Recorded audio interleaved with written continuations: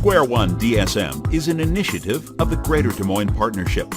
Since 2007, Square One DSM has been connecting entrepreneurial needs with qualified resources as well as providing guided professional and business direction.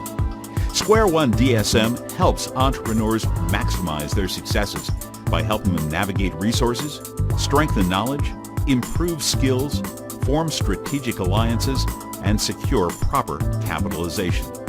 To find out more about Square One DSM, visit squareonedsm.com. So let's get started.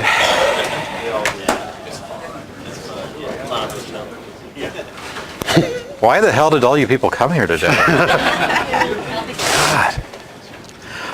Thank you for coming. I'm Mike Colwell. I work for the Greater Des Moines Partnership.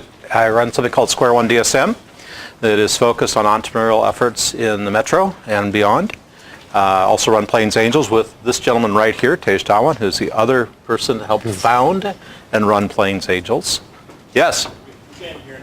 Okay, here we go. So this room sucks for acoustics, so we're going to try to talk loud. And if you can't hear me, just keep waving at me and I'll keep speaking louder. So I run Plains Angels with Tej Dhawan, and we started that a few years ago. And basically, today is the chance to turn things around. So I've been interviewing people for about 5 years now at this program, and I keep getting surveys with the who do you want me to interview next, and they keep putting my name in. So this is the one time I will do this. Should be fun. Upcoming events, November 18. Really interesting business that I've had the pleasure of working with for some time. Business is called Upcraft Club. The lady that owns it's Elizabeth Caven.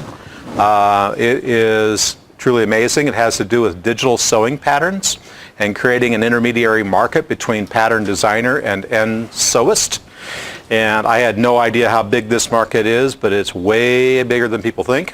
And what's really innovative about it is she's found a way to connect the bricks and mortar fabric stores to online pattern sales where everybody gets rewarded, having a ton of success. So I think it's going to be a really interesting meeting next month. With that, I think I will turn it over to the MC. The normal format is 20-30 minutes of Q&A, and then we open it up. And for those of you who are in the back, I promise neither of us will bite. Chairs have casters on them. You can come up front. Roll up if you want. Roll up if you'd like. There are a few seats open up front as well. 1, 2, 3, at least 3 of them. So. By the way, this is next month's the last meeting in this building. We'll be back in our home in January at the Partnership Building. So the audio will be much better again in the acoustically correct room. So thanks, Mike. My name again is Tej Dhawan. I've been in Central Iowa since 1987. Central College grad, had one company here, a second company here, and then through professional divorce ended up in startup mentorship one day when I ran into Mike as we were trying to counsel the same particular individual. And Mike asked, why are you here? What are you doing? And I asked him the same question, and about a day later, he and I were having lunch with Christian at Proof. And therefore the trajectory that brings us here. Did you say tragedy or tragic? Trajectory. I did not say tragedy. My accent's not that bad, Mike. Come on. So, running a tech company here with my partner at that time for 16 years, early 90s to 2010. The tech ecosystem was present. There were public companies that were formed and succeeded in this market in those 16 years, but there was no community. There were the large companies, the principals and others of the world that were deploying technology. There were the mid-market companies, the 1 to 10 million in revenue who were happy, they were succeeding, they were hiring from local universities, all of that stuff. And then there were the small businesses, as they were once called, who were quiet, they were hidden. So who's represented the big ones? TAI. TAI did a fantastic job representing technology for the large companies. Mid-market, not so much. They were there, but they were largely quiet. They were just focused on their business, as they should. The small ones had no flag bearer until 2010. Douala picked up that flag and really made that popular, right? Fast forward to today. The startup, the flag bearer, Dwala, others who were successful out of that class have moved on to that middle stage. And in the same fashion, they are quiet. They're working on their large companies. So my first question, is there always going to be a need for a preschool for startups in our community? Yeah, I think there's always going to need to be a place to begin.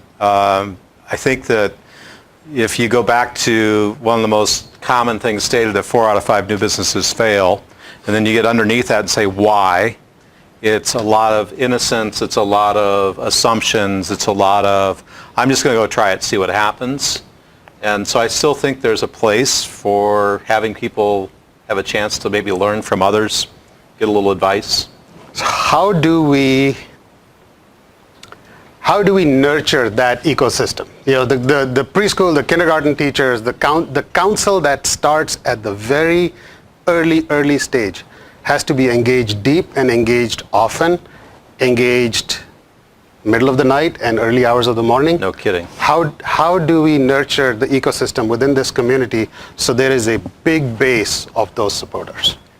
You know, I think that's something that a lot of people talk about is how do we keep this going? How do we keep it going? At first, I want to say we shouldn't try to keep it going artificially. For everybody that starts a startup and is very successful, there are people who start a startup that probably should have never done it. And that's kind of a tough thing to say to somebody, but I'm into honesty. I think, so first of all, you can't just say we need 50 new startups next year. We shouldn't just say, did we hit our number? Because what we should be doing is a better job of the ones that have any kind of opportunity at all. And I don't mean market. Forget the market for a minute. The entrepreneur has an ability. I think we have to find those people, bring them into the ecosystem. But I don't think it can be a single point. Nobody can be everything to everybody. It's like any marketing thing. I'm not a doctor. I can't market in the medical space. I don't have any clue what I'm doing. I can't develop in that space necessarily. There has to be a lot of diversity. So I think the connectivity tissue is how do you keep the channel open so that everybody just knows, hey, there are certain people, there are certain places, there are certain communities. You know, Gravitate's a great example of some place you can go and just meet a ton of people who have been through this or going through it. I think we have to keep those things rolling in a way and then point everybody in there. There's too often a habit of saying, let's start something new. And it's like, please, no, let's not start something new. Let's support what's already in there, or let's get more people to those events. That's why I'm a big fan of 1 Million Cups. Well, speaking of starting something new, the rallying cry 2011, 10 and 11, more in 2011 used to be, there's no money in this community. Nobody invests in startups. Yep. So I think I remember Sheldon, you, me, JD Genezer, and Christian and a couple, I think you were there too, Chris, talking about creating an angel investment group. And Plains Angels was born out of that kind of a need. Right. And this question is for you first and then the room. Do you think that that creation of a local angel group met some of the needs for money in our community? Yeah, I think it met some of the need. I think there's been a lot of change both locally and nationally on what is angel investing and who should be taking angel investment money. I'll go back to the whole idea of there's seed money, there's angel money, there's VC money, and these terms are so interchangeable. Now the big thing I keep hearing is pre-seed. John, any idea? You've been through this. What the hell is pre-seed? I mean, is it fertilizing the ground before you put the seed in? I don't know. I think the big thing I've seen is you go back 15 years and you start a tech company or you're in a tech company, it could cost you $500,000 in infrastructure, people, facility just to get a product out the door. I don't forget marketing, forget sales, just get the product running. Today it's a laptop and an Amazon AWS account and a few development accounts and a virtual market for talent. It is so much easier that a lot of us that are angels, and I am an angel, aren't as quick to say, yeah, let's put a whole bunch of money in really early. It's, no, go build something. Go show some traction. Go show us somebody cares about what you're doing, because the barriers got lower not only for you as a startup, but for your potential competitors. So I think that the expectation of funding is a little too high at times. And I think the expectation that an angel wants to put their money in, I think that's too high. Because angels are looking for a return. They don't want to lose their money. Imagine that. By the way, there is a new term out in the marketplace right now. Pre-seed is 3 months ago. Oh, that changed Today again? the term is super seed. So it's the money you raise between seed and Series A. We have to give it a new term. Yes. So anybody in the audience, I mean, Yeah, what do you guys think? did Plains Angels meet any need in this community? Or are we wasting our time? Dead silence. Wow.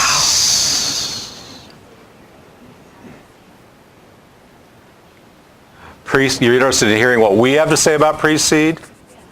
I think I'll just throw it out there. I think it's just another term for early stage funding. You know, oh, John? Yeah, I'm picking on John. John Jacobin, put your hand up. There he is. Has started a few companies in his time, had a lot of good success and a couple that didn't work as well as he'd hoped. And he's raised money multiple times, and you can call it whatever you want it. At the end of the day, you as an entrepreneur, me as an entrepreneur, go to Kaylee and ask her for money. And whether Kaylee wants to say, I mean, first of all, you get in the accredited, non-accredited thing, but leave that alone for a minute. Leave the legal alone for a minute. Make the case. Why should Kaylee give me money? And what does she get back for it? I mean, that literally, to me, this early stage money is super emotional money. A lot of times it's family money. Okay, a lot of startups I see, mom and dad put money in. We had Rebecca Risbeck here the other day, whose dad mortgaged, he refinanced his truck and handed his daughter $25,000 to start Mint LA Boutique. That's how she started it. Dad refinanced his truck. That's seed. And whether you call that pre-seed because she hadn't started yet or seed, I don't know. I think it's just kind of a waste of time and terminology. I think the press, there's so much press hyping on the startup community right now, just piling into that I think they almost have to invent new terms just to get more people to click on their clicks. My perspective would be there's money that's raised from the first $100 to the first $5 million. And for whatever reason, people are naming those amounts as if they were milestones. A lot of people believe that raising money is a successful milestone. Now that's when you better start working. Raising money is the beginning of the work, not the end of the work. Yeah. And a lot of angels who write their thoughts down, whether through blogs or books, are talking about angel investment is not just about writing a check and handing it over. No. It's a lot about writing the check, handing it over, rolling up their own sleeves, getting into the company and saying, now, where do I help you next? Yeah, that's a good point. Maybe the way I would put it is there's passionate money. My mother, my brother, my uncle, whatever, some friend that happens to have a lot of money. It's just there to help me. There is this money with talent called angels, and it's usually somebody that has experience in their past. I was talking to a guy yesterday trying to build a mobile computing solution. That's my market. So I could offer more than just money. Then there's the institutional people that are truly running a fund as a profitable business, and they're just there to make their money. Now they may help you along the way, but that's really not what they're there for. They're there to grow you and sell you. There's 4 of us invested in Justin's company back there. He knows that if he needs to run his technical design by one of us, he'll send it to me. If he needs to run his marketing plan, he'll submit it to one of the other 4 of us. He knows that there is nothing that he needs that he can't count on his near group of investors, because we're not looking at us as investors, we're looking at ourselves as an extension of their team without having a paycheck coming out of it. Yep. So if that helps. Now, that's what a seed or a pre-seed or a post-seed or a super seed investor would do. A Series A investor is interested in the quarterly board meeting and getting the monthly reports and really controlling how you run your business 3 years out. A seed investor wants to know how you're going to pay the bills tomorrow and make the sales calls tomorrow. Yeah, no kidding. Okay, so staying on the topic of Plains Angels and angel investing, we have, as Plains Angels, we have 8 or 9 different investments. As angel investors on a national syndicated level, we've got a few dozen more. Yep. What are the successful, or those that seem to appear to be successful companies doing, and what are the, in my book, the laggards not doing? I think the successful ones know how to execute day on day. I think that, to your point, getting money. So, Amy starts a company, raises $1 million. That's just permission to fail extraordinarily. Okay? I mean, seriously. Okay, now you get to lose $1 million, potentially. The question about whether or not she'll succeed is what she does the day after she gets the money and every day thereafter. The investments I have that seem to be going well are the ones where I get very constant communication. They're asking for help specifically. They have a plan, a tactical plan. They know where they're going. I don't have to look at it every day, but they know where they're going. You ask them, they know. They know their financials. And I'm going to sound, he's just like me. I am, with all due respect, sick and tired of people who won't do their financials. If you don't know exactly where your cash flow is and exactly where your P&L is, shame on you. The hell are you doing in business? Because no investor in the world wants to invest in somebody who doesn't care about their numbers. Darian Baugh made the comment to me, who, for those of you who don't know him, he is CEO of Men's Style Lab. He met with me when he first had the idea, and not too long ago he said, I had no idea when I signed up to be a CEO of a startup I'd spend 5 to 6 hours a day in a spreadsheet. That's what it is. It's about managing the money. And so I think what I see, the ones that are working well are the ones that can execute a plan, day on day on day, week on week. Yes, there's strategy involved, but strategy won't win. One of the most interesting pieces of communication we get is an ask. And an ask is not a insurance-focused startup saying, can you get me a connection at Principal? Well, yeah, I know the guy who moves furniture at Principal. Is that going to help? No. An ask the other day came from a startup I'm invested in, small amount, but invested in nonetheless, who said, I am looking to be in contact with, and the rest I'll just make up, the person in charge of foreign debt for Principal Global Investors based somewhere in Des Moines or neighborhood. He's asking for a specific individual. He's that close. And you know what? It's easier to help that. Making a connection at Principal is hard, but trying to pinpoint that individual who may be in charge of global debt at Principal Global Investors, that can be done. That's a direct ask, and too few people are doing that. Yeah, I think so. I think that those of us who have taken money from others, you need to ask them for help. I mean, they can always just say no, but why not ask? Why not let them know what you're looking for? You don't know what's in somebody else's Rolodex. I don't even remember half the people until somebody says, hey, do you know anybody at SanDisk? That came up this morning because they got bought by Western Digital this morning. Yeah, I know the CEO really well. I mean, I knew him when they had 8 people in the company. Sure, but I haven't talked to him in 15 years, but I know him. I could probably get a hold of him. Not today, it's the acquisition, but I don't assume they don't know. Don't assume anything. Make the ask. So the flip side is if you ask them and they connect you with somebody, that they're now vested in you connecting, and if yes. you don't, shouldn't ask. Yeah, no kidding. Follow through. Yep, thank you. Good point. Follow through. One source of money. So with almost 2,800 accelerators worldwide, accelerators are a source of seed capital. Yes. That's the first 20, 25, or in case of the GIA, $40,000 that ends up on the balance sheet for a new startup. Do you think with the proliferation of accelerators and the proliferation of that kind of money, the 20 to 40 grand coming straight onto the balance sheet, is that also beginning to lead to the kind of complacency that a seed round does to a startup?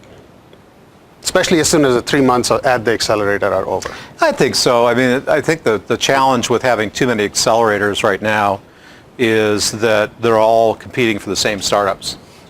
So you have almost people filling out classes. It's like, okay, we got 6. It doesn't cost any difference to run 6 or 10 through my program, so I'll take 4 more. So it almost gets too easy. I don't know if that's where you're going, but I think it gets a little too easy. I think the challenge in the accelerator space is simply focus. I think the accelerators are doing okay, and this is not self-serving, but it's like any other company. What's your value proposition? If one of you was a client of mine and said, well, what do you think about me going to this accelerator? I'd say, well, what do you get for it besides money? Forget the money. What do you get for it? What are they going to do for you? How are they going to help you? Who are they going to connect you with that can change your business? So I think the ones that are focused in an area, Target and Techstars are going to do a retail-focused accelerator in Minneapolis. That sounds really smart. Target's really good at retail, and by the way, there's a lot of other retailers in Minneapolis, based on Minneapolis. I think Best Buy is still there and a bunch of others. It's always been a retail mecca. So they probably can very easily make a very successful accelerator. I look at some of these that are just like, well, we're the, who can I not pick on? We're the accelerator in Mobile, Alabama. Come join us. Well, for what? And I think that's where the problem is. So is there need for another accelerator in Des Moines that's more general purpose? We have insurance focus. We have Straight Shot that's general, N-Motion that's general, ISA that's general. General. Do we need one in Des Moines? That's a question often raised. Yeah. I don't think we need a general one. I wouldn't do a general accelerator. If you asked me, I wouldn't do a general accelerator because I think there's not enough to be added for I don't think the startups get enough out of it. If you said, should we do one in a focused industry we're really good at? Sure. You want to do an ag tech one? I'm in. Let's go do one. We're really good at ag tech in this area. If Iowa City, if somebody that knew what they were doing said, let's start a medical tech accelerator in Iowa City, I'd say, great. If they said Ames, I'd say, what are you doing? That's not what Ames does. So I think it's what can you deliver back to the startup? I think it still goes back to that. So thinking of accelerators, we've come down in seed money we've first gone up from seed money from the 25,000 to the million. Yep. Then we've come down in the seed numbers to $250,000 and now inching back toward 50,000. Yeah. Could there be room and common sense says that the more the companies coming up, the greater the chance that one successful one will come out of it. Sure. So, Jeff, you've got 100-some sponsors, contributors, members of the Gravitate community. What if each of them, Kickstarter style, invested $500 into Gravitate, $50,000, and you guys decided to split that 15 across 5 companies, spreading the bets. You're not asking for investment return, so it's securities law sitting right up front, right? Chris just got really nervous. But it's a gamble. You're spreading the bets. I don't think investors of that nature it's 100 people coming together to form a company, maybe 98, not 100, but 98 people coming together to form a company and just invested 50 grand into 5 startups. The payback is not equity payback. The payback is if they succeed, they put their 5 or 10 or 50,000 back into the company. Could that work? Is that too harebrained? Yes, I think it's too harebrained.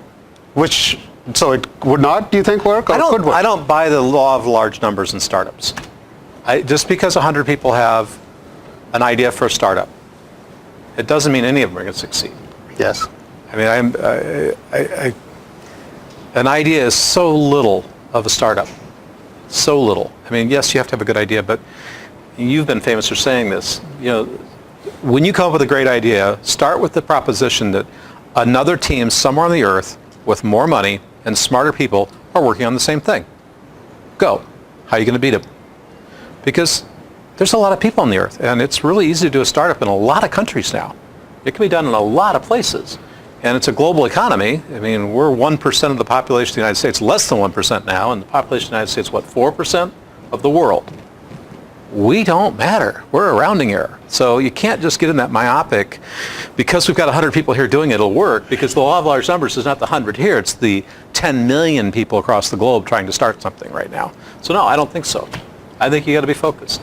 So we have, as a community, as an industry, as a country, been going with the approach of invest in 100 and 1 will succeed. Right.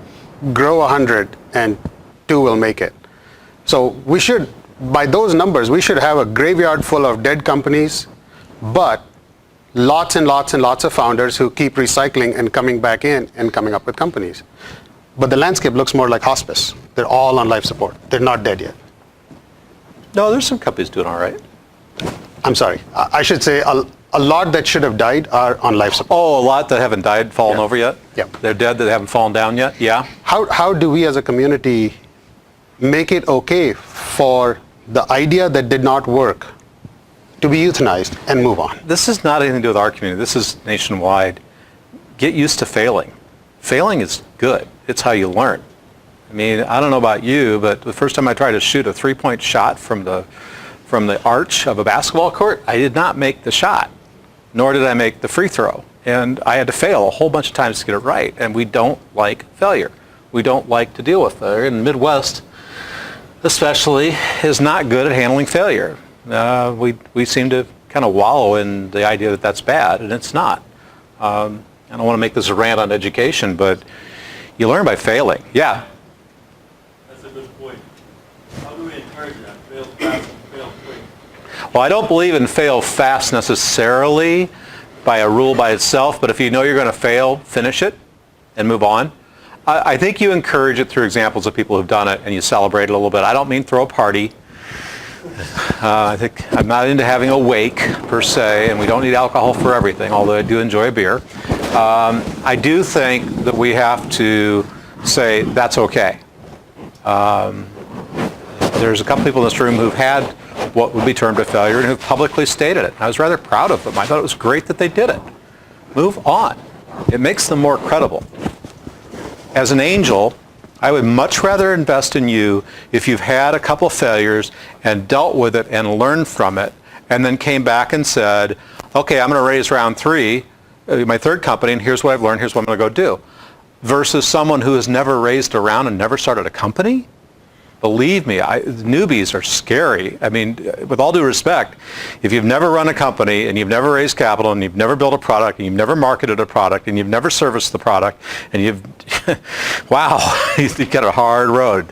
Doesn't mean you can't do it. A lot of you in there have, but it's really, really hard. Statistically, on Plains Angels screening committee, we look at about a dozen, 10 to 12 deals every month. Yeah. And the committee, either through one person or across the group, rejects 10 out of 12 for the same reasons he just listed. I don't think now for a year we've had a month where we had more than 2 good companies apply. And with all due respect to the people who say they can't raise money, half the applications aren't even filled out. And if you can't fill out the app, I don't have money for you. Nor do I have a stage for you to get up and talk to people. And it's not real hard. It's like financials, business plan, pitch deck, maybe a cap table. So, I mean, it's not a huge ask. But no, we don't. And I think that's a weird thing people understand. There's not that much deal flow. There's not that many people asking. That kind of goes back to the question, the question was sort of, has Plains Angels solved the problem? Not No. that problem. Not that problem. It shouldn't, right? We probably set an expectation that people are starting to realize, I can't just ask for money. Right, I think the benefit has been the people that now have a roadmap and some coaching on how to do it right, now have a place to get that and a place to, once they've done it right, hope they get in front of enough people who are, Well, Chris, interested in writing checks. you've written tens of thousands of dollars toward those endeavors, the last 3 years of Plains Angels, plus all the training sessions that happened. Here's the interesting part. Chris and his team actually ran 14 different classes on various aspects of raising money. So an hour focused on term sheet, an hour focused on cap table, hour focused on the movement through multiple rounds of money raises.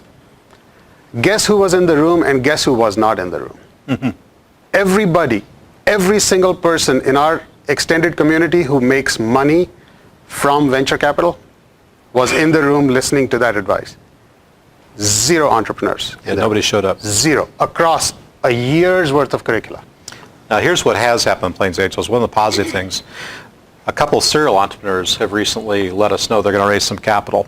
In the past, those people would have struggled to go find a large group of angels. They would have to go from place to place to place. These are people you will know. If you heard the name, you go, yeah, of course I've heard of them. They had a successful exit from their company. The good news is now they can apply and get an audience right away, and it's not a problem. So we have solved that piece, and that was the biggest issue was if you came, well, I'll use Ben as an example. When Ben Milne was trying to raise that money, that first $1 million, and I think he's pretty much on record about this, but he went door to door. He met with a lot of people, and he got told no by a lot of people. That wasn't the problem. You should get used to hearing no. The problem was it took him, I think, 11 months of serious door to door to get the no, to finally get to a yes. And that's way too long. You starve to death in 11 months. And that was the biggest challenge. And it's still a challenge. It's still hard to get to the money. It's still hard to get clear communications because there are still small angel groups. I fight that all the time. We have one in, I won't go there. We have lots of small angel groups that don't want to play nice together. That's probably one of the bigger problems. But we're starting to get through that a viable deal can move through the process quickly. I think we're getting that solved.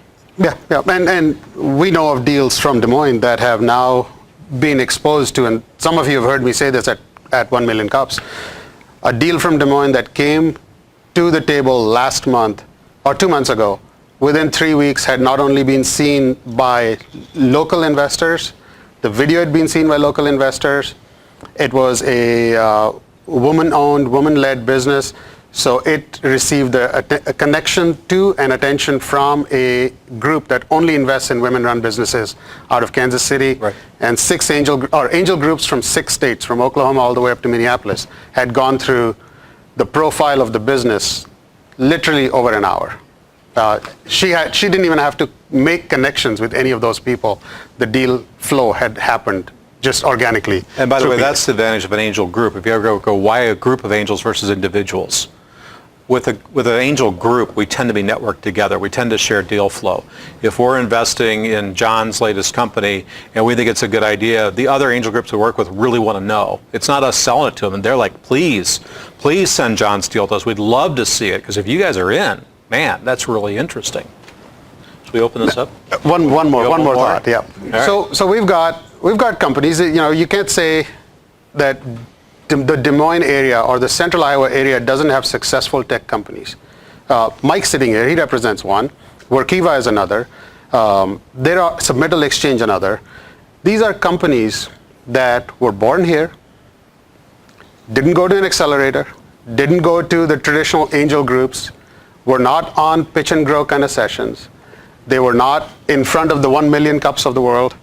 They had professional mentors, but didn't have what would be part of the gold rush today, yet are blazingly successful. Yeah. Right? I mean, these are the examples that our press is generally clueless about. They don't even know what to write, so they don't write, and so they don't, hold up these companies that are fantastic and successful.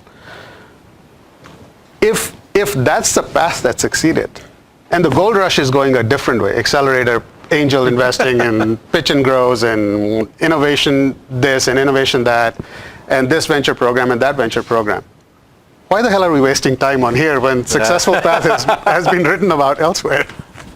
Well, I don't think there's one path to success, right? I mean, did you go through accelerators and incubators and startups? No. I didn't even know there was a tech community in Des Moines. Yeah, I was going to say, I think that is a point. I think, and we could ask Mike if he wants to comment, but I think for a lot of those people had there been a community available to them, they might have benefited from it. The biggest benefit I hear about from very successful tech communities is when the CEOs of the companies get a chance to talk to each other. It's when John can call Mike and Mike can call Tage and they know each other.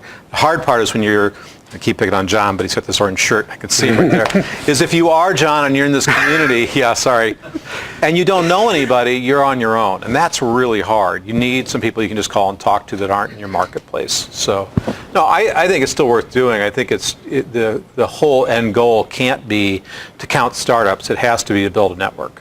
And the most important network are the entrepreneurs talking to the entrepreneurs. And the rest of us that are in the ecosystem but not running the companies need to be secondary to that. We can't put ourselves, we're not the middle. I'm not the middle by any stretch. I hopefully am facilitating, but the goal is making introductions. The goal is connecting people. That's got to be the goal. Let's open it up. Yep. Questions? Tage is going to repeat each question for the sake of everybody else. And if I forget, Mark's going to throw a bottle at me. Yeah, Mark's going to throw stuff. Sheldon. Two-part question. With the current success of the startup community, the ecosystem that exists today, question one, what keeps you up at night? Part two, get a crystal ball or an golden, whatever, what would you like to have added? So in this startup or tech ecosystem, what keeps you awake at night? And if you had a crystal ball, what would you ask as a question? Not a crystal ball. We had whatever. I mean, what would you like to add? Oh, what would you like Okay. seeing? Okay, add it. All right. Sure. Well, what keeps me up at night is critical mass, because I think there's a lot of desire to see the public sector fund something, fund a lot of things. And I think the most successful communities are privately funded from themselves. Why does Silicon Valley work? Why does the Research Triangle work? They work because there's long-term institutions like colleges and private individuals working together. And I think what keeps me up at night is we are a really tiny state, and we suffer from a lack of population, and we don't like to play well across, was it black and gold versus ketchup and mustard or whatever the colors are, and purple. We got to get over that. I worry about the critical mass in the state of getting enough people that it continues over time, that the next generation comes into it, that it doesn't fall down because 2 or 3 key people get out. If I could ask for anything more, I would love to see more people get involved in the angel world. More high net worth individuals that are accredited get involved. And I don't just mean write checks, I mean get involved and help companies. Because I think that at the end of the day, when I watch Sheldon coaching a company one-on-one on how to do direct sales work with B2B, that advice is priceless. And it's worth more than any money. Because if you can teach someone how to sell well, believe me, great sales of a product with a reasonable margin solves a lot of other problems in a company. It solves a lot. So I guess I would ask for a deeper, broader angel pool. The thing that concerns me, I think my answer to the second part question is identical, but what scares me, and literally, if you ask Christian this, he would say the same. What scares me is the creation or the potential creation of turf in the startup community. Yeah. Christian and I had a very heart-to-heart talk on shutting down Startup City or going out for funding again, and we said no. At that moment in time, whether it was state government, local government, partnership, the community, a lot of those individuals were seeing us as the quote-unquote CEOs of the startup community, and that's not what either of us wanted. So the better thing to do was cut it and get out rather than allow that turf to get created. If we as a community allowed that turf to take root, we're screwed. Yeah, we'll kill ourselves. Clement. Well, I just did this because I wanted to see who was here, because the question is coming. The market is changing. Are we prepared to serve those communities that are coming here that are not part of this group? Because if I look around, we are the same ones from the same group. Let's put it this way. So the diversity question. Okay. You want to state the question then? Yeah, see if you agree with my question. My restatement of your question.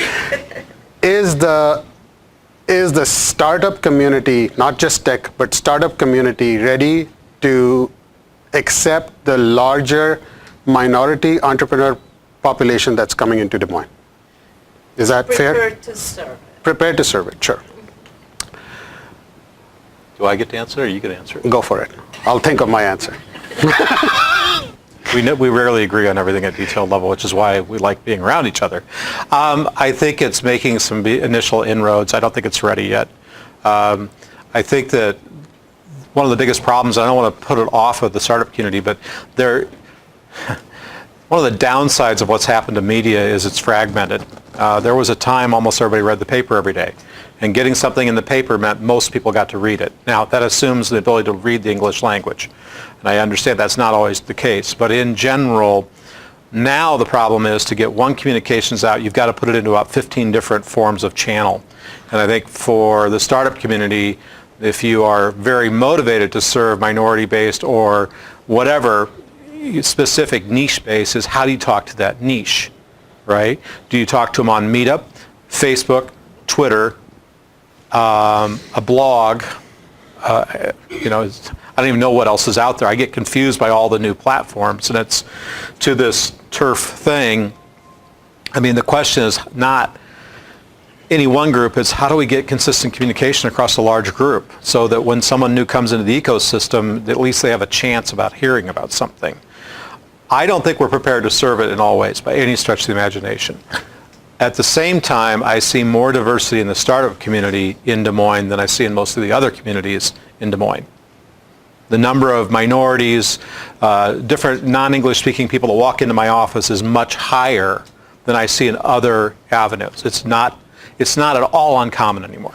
It's just normal. So I guess from that perspective, we must be doing something right because we're seeing them start to get through the system.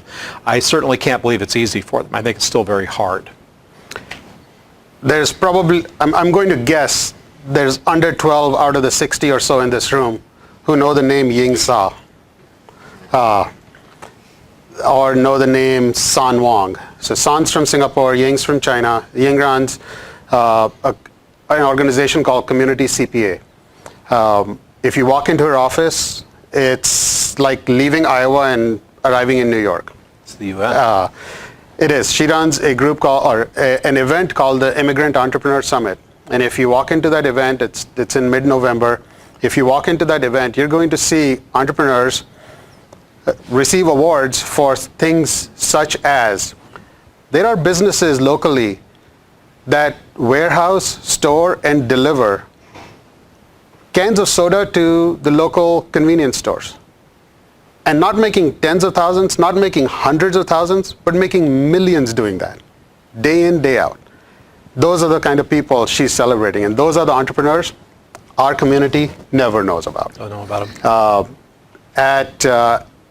At the Iowa International Center's Passport to Prosperity, there were 4 individuals honored, 4 entrepreneurs honored, one of whom runs a ballet school. Orphan out of Turkey, runs a ballet school in West Des Moines, 400 kids, and as a 41-year-old currently is the brain behind Ballet Des Moines. So cities are made out of culture.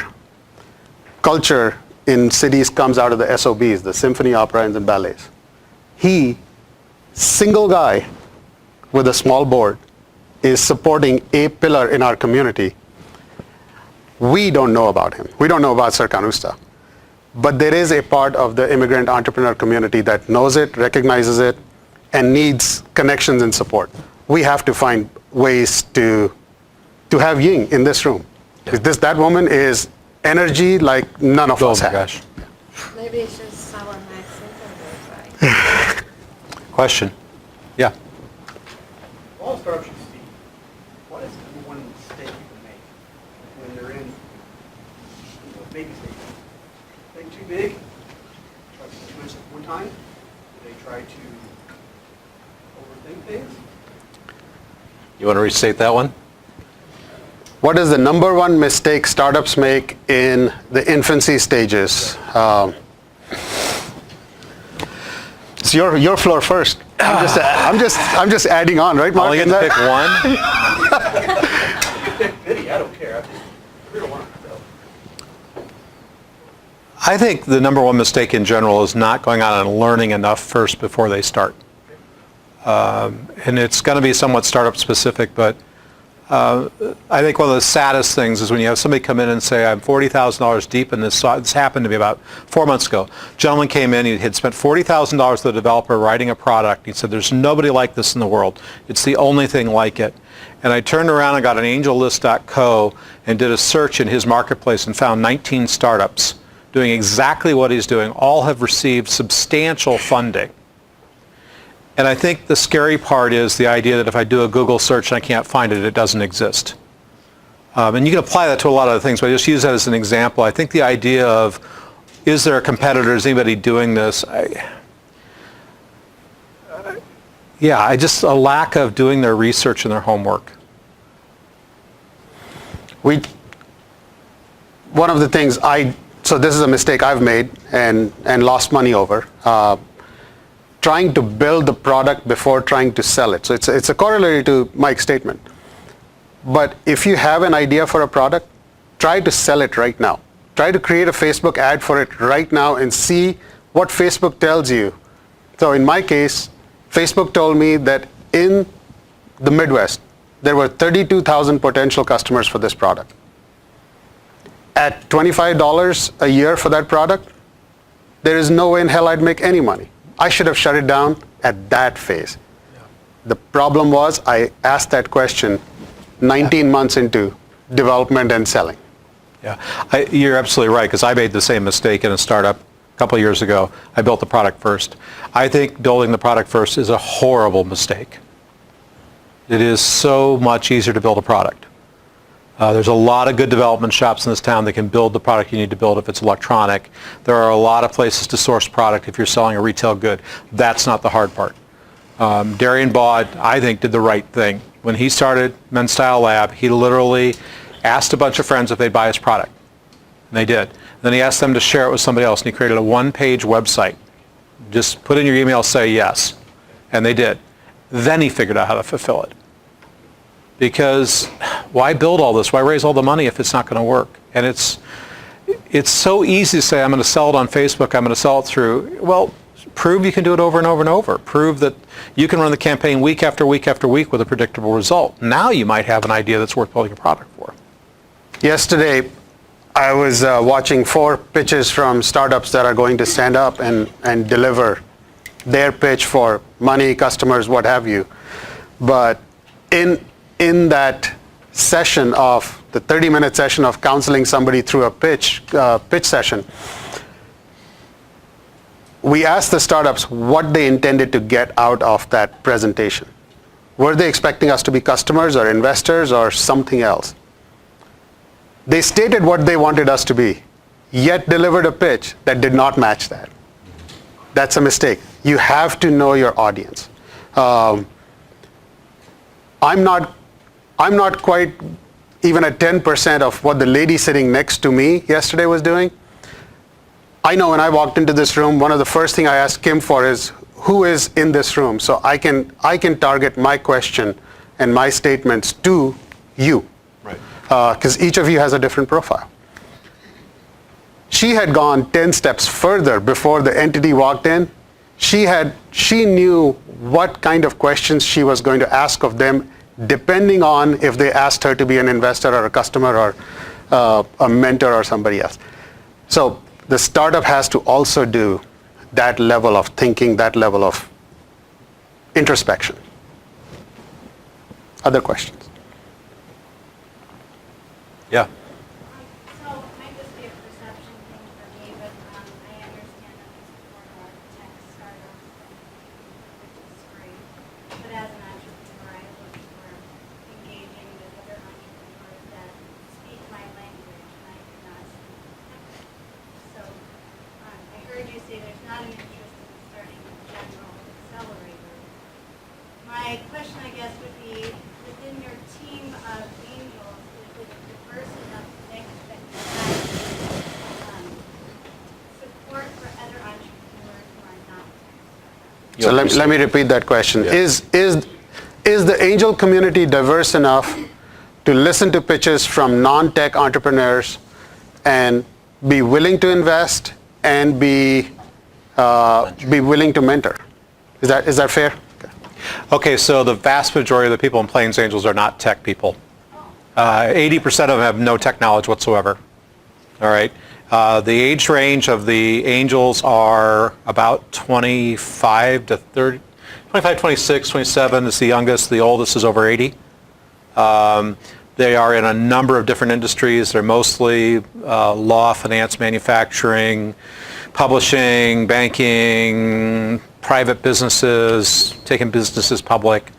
I have a little bit of a negative about this idea of the tech industry. I'm not interested in whether you have tech or not. I challenge anybody in this room to start a business without a power plug and an Ethernet port. They're both tech. Is Men's Style Lab a tech company or not? I don't care. Is it a viable business model that people want to come and buy? I mean, to me, if you say what defines tech, taping out a chip, actually building silicon is serious tech. Building the latest kind of display is serious tech. I don't think we have to be in that kind of serious tech, and I don't think you have to have tech to succeed. I think you have to use technology. I don't think you have to build it, I guess is what I'd say. I think it would be really hard to start anything without using some technology. I think everybody should know it as a user level. So I kind of push back on that idea. When I said general purpose accelerator, I was looking more at the market focus.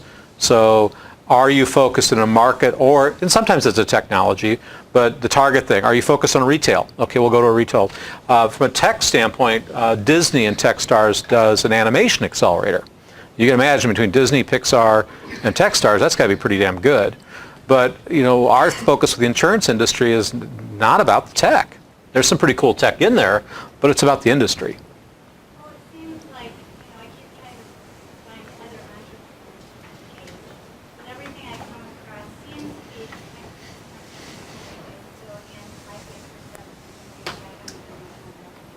But I tend to miss those events because, again, I feel like I don't speak that. I'm developing an application, so I don't really speak that language. That's probably an application. Yeah, I think that's a misperception. So so your comment was basically, it seems like a lot of the events are around technology. There are a lot of people using technology to do startups. I don't necessarily agree that they're all tech companies. So if you met Elizabeth Caven, she has very little tech background beyond a user. And yes, her product is a technology-based set, but she's not a developer and never intends to be, and it's really not that big a part of it.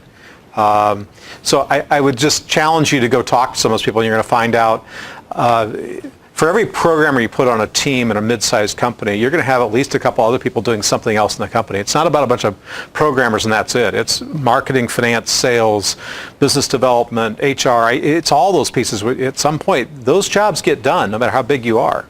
I think the best place you could intersect with other entrepreneurs of your style, your passion, would be 1 Million Cups. Mm-hmm. I wasn't there this morning, but last week, the person who presented, Mike Zimmerman, his extent of technology is having the Facebook page and the Twitter feed for running triathlons for kids.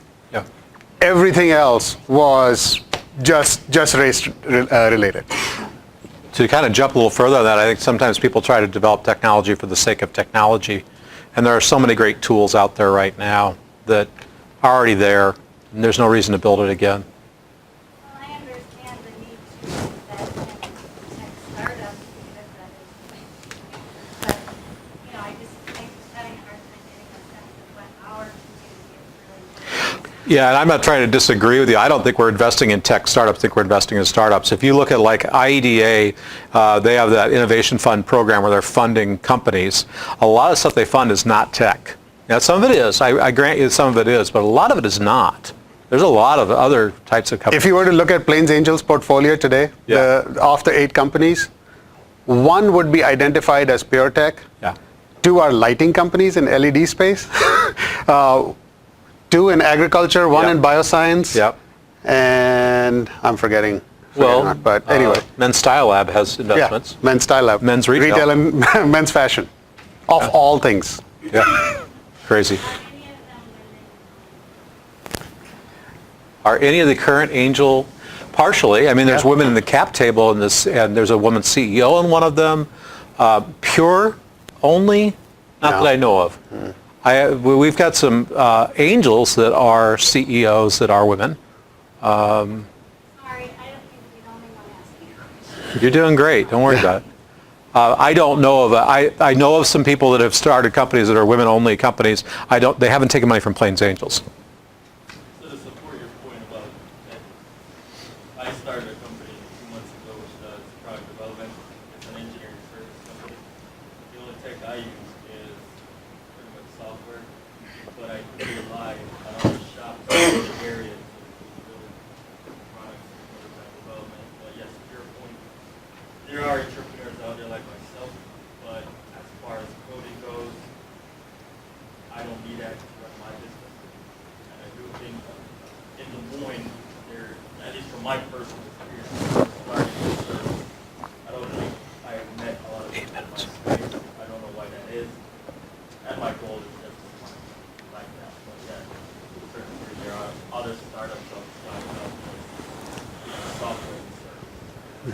We got time for one or two more questions. Yeah. Kaylee.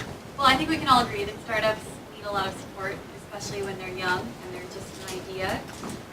In your opinion, why is it important that we support startups? Why is a strong startup community important to Des Moines? And what can we do to give back to Des Moines? So what startups need infancy support. Why should we support startups? And How do we collectively, as a community, give back to the city of Des Moines? how do we collectively give back to the city? So I would, if I was standing right here on the street, I would look left, so 90 degrees, 2 blocks up. The massive granite structure was a startup in 1919, I think, historically, Banker's Life, which is now Principal. Tiny company, somebody gave it a start. This building, owned by John Ruan, was a startup when he was delivering gravel in his pickup truck. Somebody supported him, Yeah. and the results are visible to us. Yeah, I think that to answer that question, I think that this idea that startups are something new is silly. Yeah. Startups have been around forever. People start businesses. And I think the tech industry accelerated that massively and scaled it massively. It's so much simpler now, and the pace is so much faster. What used to be a product life cycle, the 10-year product life cycle, can now be an industry cycle, that a product class is born, grown, and dies in 10 years. I don't think you'll see smartwatches in 10 years. I think we'll move on from that. So things have gotten faster, and there's more attention on startup right now. But, do you guys think of Tesla as a startup? Okay, yeah. It is a startup. It's huge now. I think that everybody has to understand that the best thing they can do for Des Moines from a give back standpoint is make it very straightforward to run a good business, a good ethical business in Des Moines, and to show them why it's a good place to do that.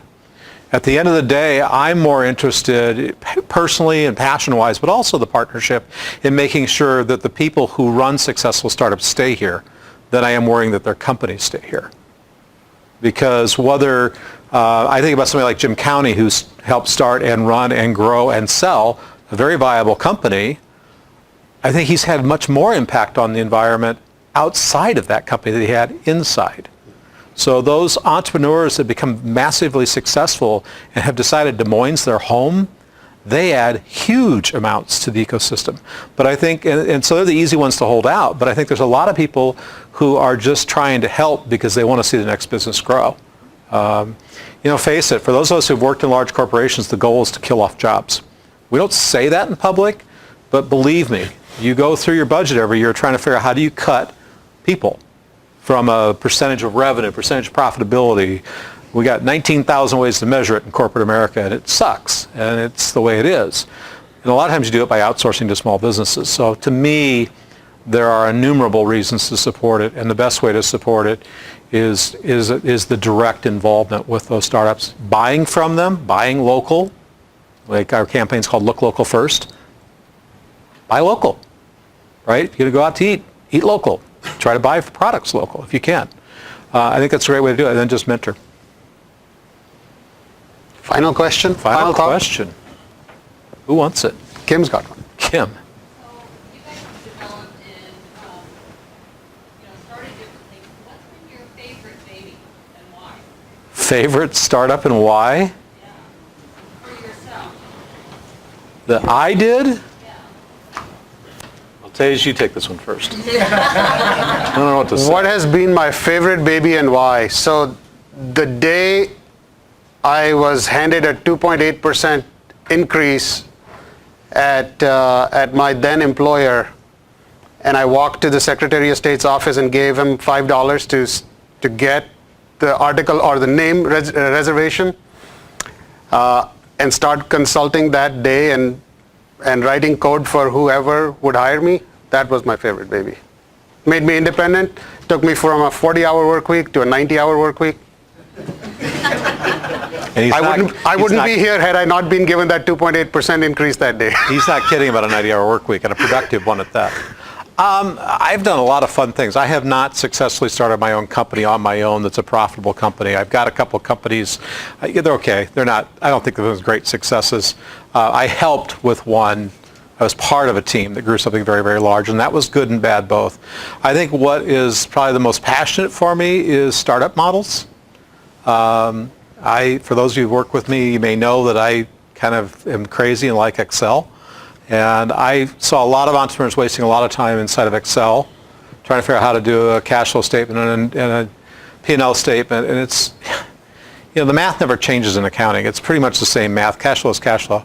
So the fun part for me is helping people more easily figure out their financial plan, worrying about how they're going to run their company and what their assumptions are versus trying to figure out math in Excel. So as crazy as it sounds, I've really enjoyed helping people with those financial models, and that little entity that I did, it doesn't make any money, but it's fun.